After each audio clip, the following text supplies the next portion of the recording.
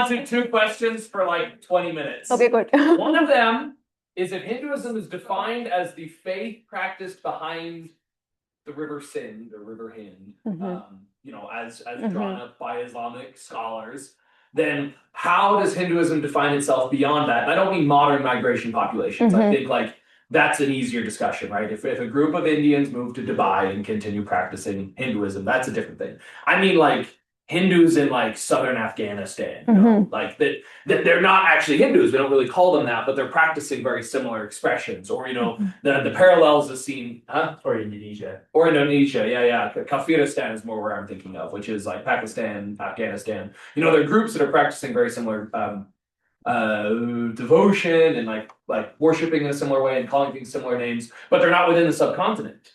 Are those still seen as Hindus? So, first, when Hindu came up, the term, it was not a term to define a certain faith at all. It wasn't that around this river is those people who practice the Hindu faith.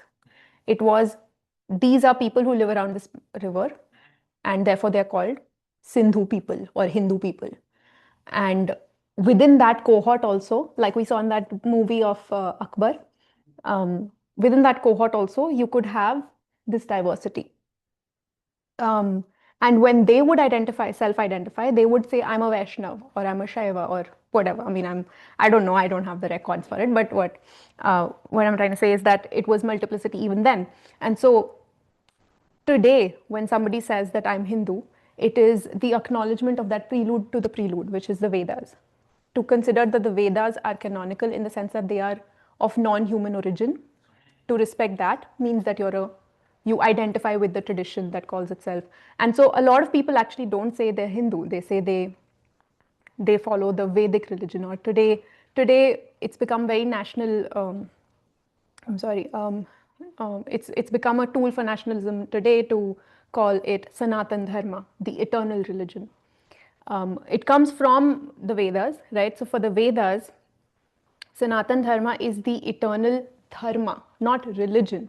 It's the eternal cosmological order that each one has a place in, and therefore you can find, everyone can find a place in Sanatana dharma. That's the concept, but it's become, politicized, etc. Yeah.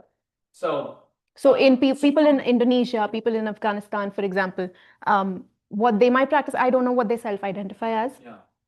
But syncretization happens 100%, right? So oftentimes it's such a mix of things that you can't really you can't actually say, okay, what do they, it's a mix of multiplicity of things, right?